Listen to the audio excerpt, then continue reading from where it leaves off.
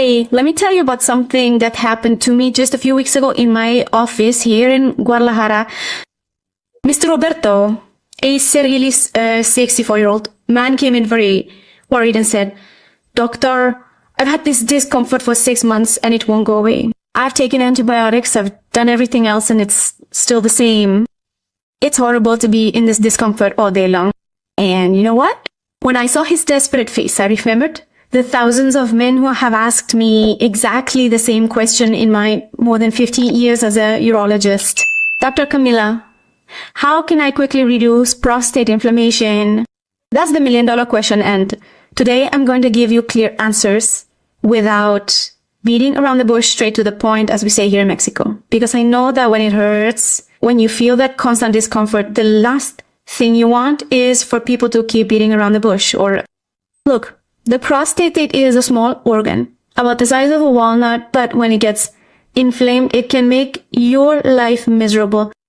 We're talking about pain, difficulty urinating, that desperate feeling of having to go to the bathroom all the time, even fever in more severe cases. Simply put, it impacts everything. Your sleep, your work, your intimate life with your partner, everything becomes complicated when your prostate is malfunctioning. The good news, and that's why I'm here talking to you, is that there are treatments that work. Eat rape. Both medical and natural treatments can help you feel relief. In this video, I'm going to explain everything you need to know. What to do when you have an inflamed prostate. What are the most common causes that I see here in my office? How to identify the symptoms? And most importantly, which remedies and habits really work and which ones are just a lie? I'm also going to talk to you about something that many people ask me about. The famous natla, whether to use the leaf or the root, the su palmetto that is so advertised, and when you definitely need to consider surgery. All this based on real cases of patients that I have treated. First things first, let's understand what exactly it means to have an inflamed prostate. In medical terms, this is called prostatitis. And here's the important thing. Not all prostatitis is the same. There are different types and each one requires different treatment.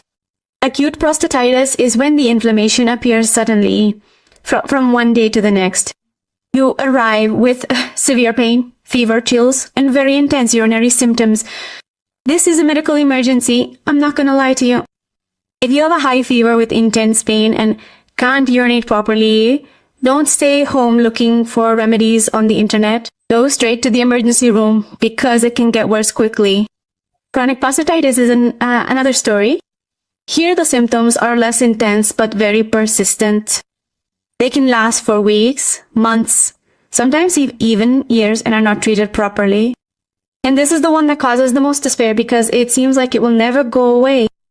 I tell you this because many patients come to my office after having been on antibiotics and still have discomfort, like Don Roberto I mentioned at the beginning. Sometimes the problem is no longer an infection, but an inflammation that stayed there. There is also what we call benign prostatic hyperplasia, which is when the prostate grows naturally with age. This can cause secondary inflammation and very similar symptoms. It is very common in men over 50. So if you are around that age or older, pay attention. Now, let's talk about the most frequent causes that I see in my daily practice here in Mexico. Bacterial infection is one of the main ones. They are usually bacteria that come from the intestine, such as Escherichia coli, which somehow reach the prostate. This causes fever, chills, and intense pain. It is the one that definitely needs antibiotics. There is no other way. Chronic non-bacterial prostatitis is more complicated to understand, and there is inflammation, but we do not find bacteria when we do the tests. It's strongly connected to stress, to problems with the pelvic floor, to prolonged periods of sitting, and to factors related to the immune system. This is the one that frustrates patients a lot because they take antibiotics and do not improve. And of course, if there are no bacteria, the antibiotic will not do anything. There are other risk factors that increase the chances of having prostate problems. A sedentary lifestyle is one of the main ones. Here in Mexico, many of us work sitting down all day, whether at the office, driving a taxi or Uber or in front of a computer, that hits the prostate directly. Sexual intercourse, too often or interrupted, also plays a role. Excessive consumption of alcohol and caffeine irritates the prostate, and a diet rich in fat and ultra-processed foods, which is very common in our fast food and junk food culture, also contributes to the problem. Now let's look at the symptoms. This is important because many men put up with it and don't go to the doctor, and by the time they do, the problem is already more advanced. The most frequent symptoms of an inflamed prostate are pain or burning when urinating, that burning sensation when you go to the bathroom, needing to urinate very frequently, especially at night. This is very annoying because it doesn't let you rest. You wake up 3, 4, 5 times and the next day you walk around like a zombie. Difficulty starting to urinate when you want to and it doesn't come out. Feeling like you haven't emptied your bladder completely. You finish and feel like you still have pain in the perineum area, which is the area between the scrotum and the anus, and in acute cases, fever. I'll repeat this because it's important. If you have a high fever with intense pain and difficulty urinating, don't wait. That's an emergency, and you need immediate medical attention. This is not the time for home remedies or waiting to see if it goes away. Now let's get to what everyone wants to know: how to quickly reduce prostate inflammation. I'm going to explain the medical treatments we use and also the natural remedies that do work as a complement. When a patient comes to my office, the first thing I do is identify whether or not the prostatitis is infectious. For this, we do urine tests, sometimes a culture of prostatic secretion, and evaluate the symptoms. Depending on what we find, the treatment changes. If there is a bacterial infection, antibiotics are essential. There is no natural remedy that can replace an antibiotic when you have bacteria causing the infection. We generally use antibiotics that penetrate the prostate tissue well, such as fluoroquinolones or trimethoprim sulfamethoxazole. Treatment usually lasts 2 to 4 weeks in acute cases and can be extended to 6 weeks or more in chronic bacterial prostatitis, and it is important that you finish the entire course of treatment even if you feel better, because if you stop halfway, the bacteria can return stronger. Anti-inflammatories are another mainstay of treatment. They help reduce pain and inflammation quickly. These include non-steroidal anti-inflammatory drugs such as ibuprofen or naproxen. These provide relief within hours, so they are very useful when the pain is severe. Alpha-adrenergic blockers are medications that relax the bladder, neck, and prostate, improving the flow of urine. If you have difficulty urinating or feel that the stream is very weak, these medications are quite helpful. They start to work in about 2 to 5 days. Temsolin is one of the most widely used and is generally very well tolerated. I want to pause here to talk about something that many patients ask me. De Jesus, a patient from Venezuela who now lives here in Mexico, recently asked me about the Temsolin and finasteride that had been prescribed for him. He told me that he felt very good with the treatment, but that his prostate measured 77 cm3, and he wanted to know if he could continue like this or if he needed something else. Let me explain. The normal size of the prostate is about 20 to 30 centimeters. Above 40, it is already considered enlarged. 77 is significantly large. But what is important is not only the size, but also the symptoms and quality of life. If with medical treatment you feel well, you urinate well, and you do not have complications, you can continue with close monitoring. But if the symptoms worsen, if you start to retain urine, if you have recurrent infections or bleeding, then other options must be considered.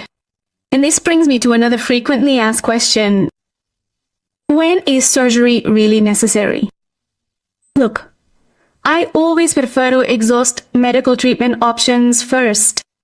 Surgery is considered when medication treatment fails after a reasonable amount of time, when there are complications such as repeated urinary retention, frequent infections, bladder stones, or kidney damage due to obstruction. It is also considered when the prostate is very large and is causing many problems.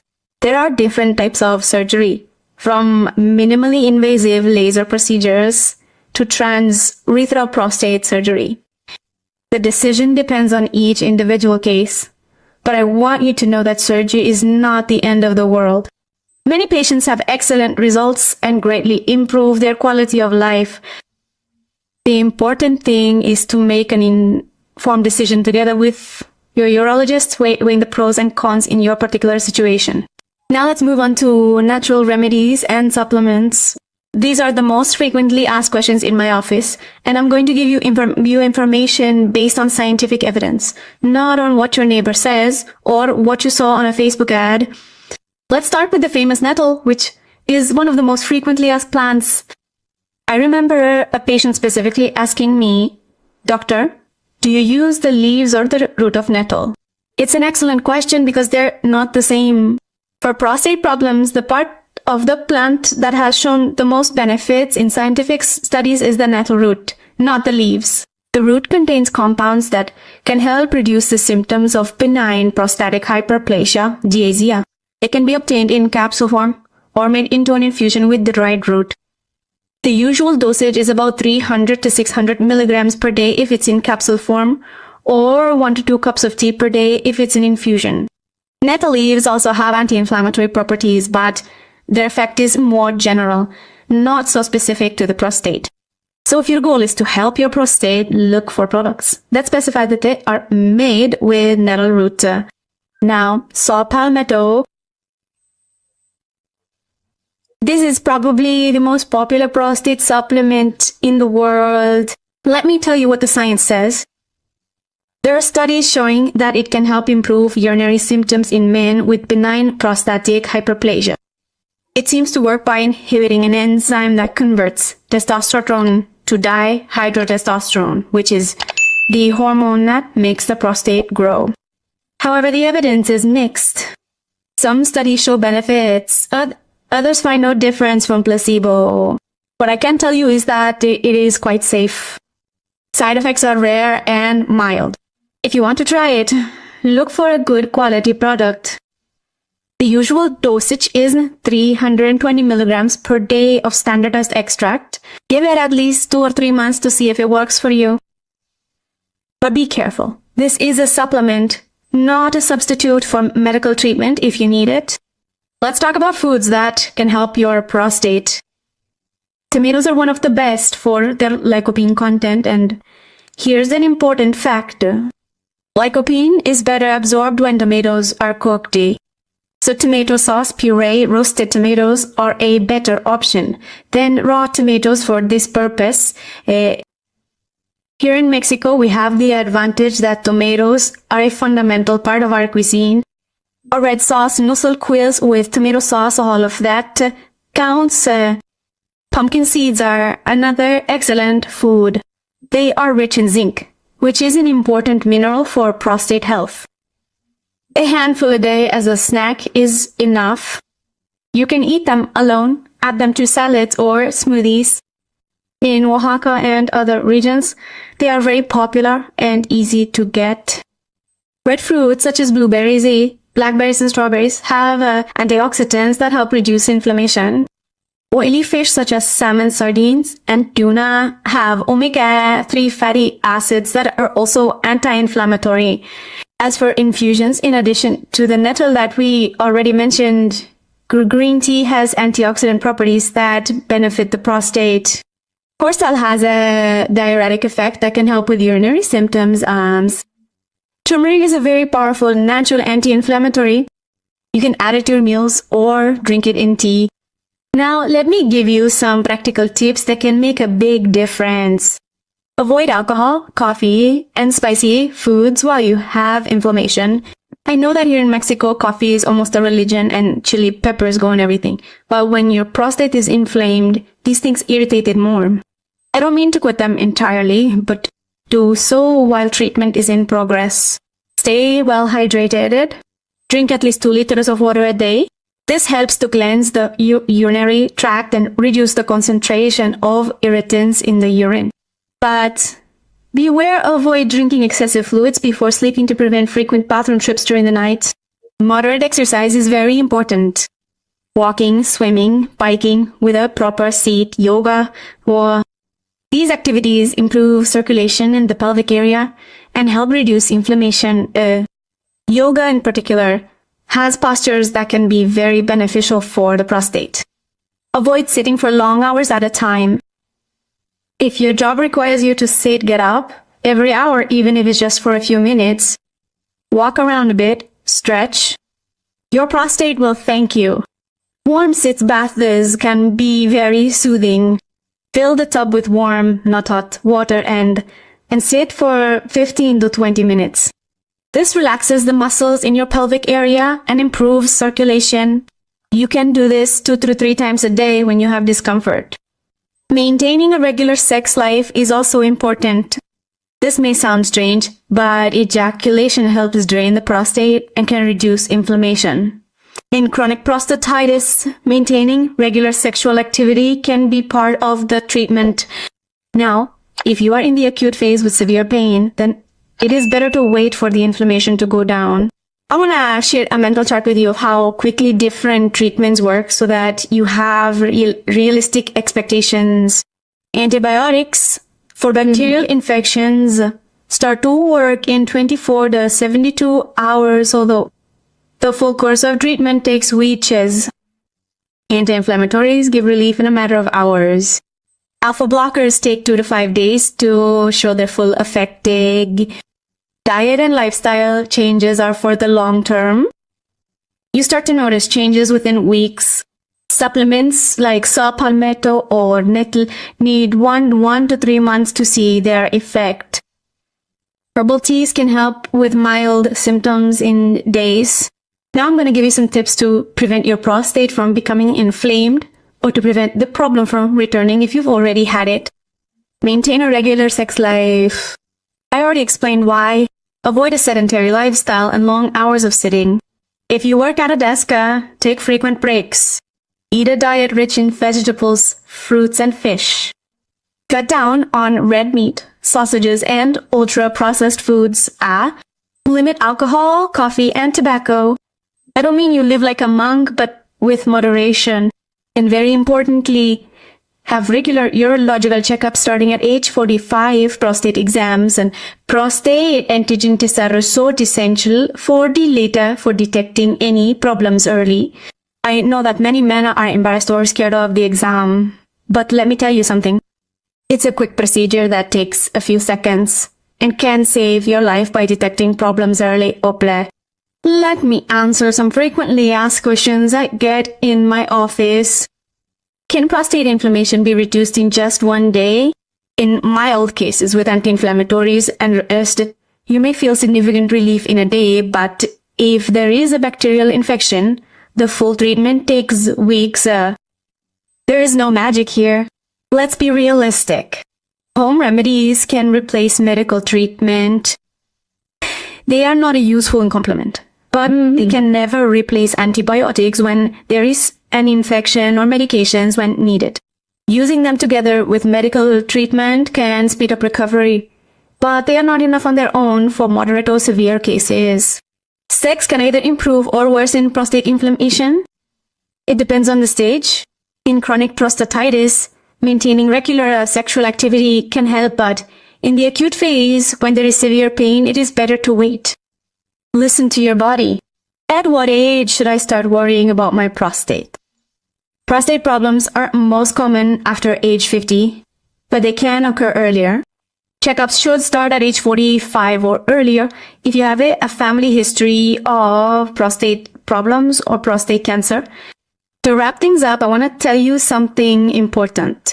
Prostate inflammation is a very common problem that can cause great discomfort, but with a proper diagnosis and timely treatment, it can be effectively controlled. In my 15 years of experience, I have seen that patients who combine the right medical treatment with a healthy lifestyle a day achieve a faster recovery and a better quality of life. Don Roberto, the patient I mentioned at the beginning, improved a lot in a few weeks after adjusting his treatment and following the recommendations I shared with you today. He no longer has that desperate look on his face. And that is what I want for you too. If you notice persistent symptoms, do not self-medicate. Always consult a urologist to receive the appropriate care and do not feel embarrassed or afraid. It is better to prevent and treat the problem in time than to wait for it to get worse. The key is to act quickly with accurate information and safe treatments. Please take good care of yourself. Your health is paramount.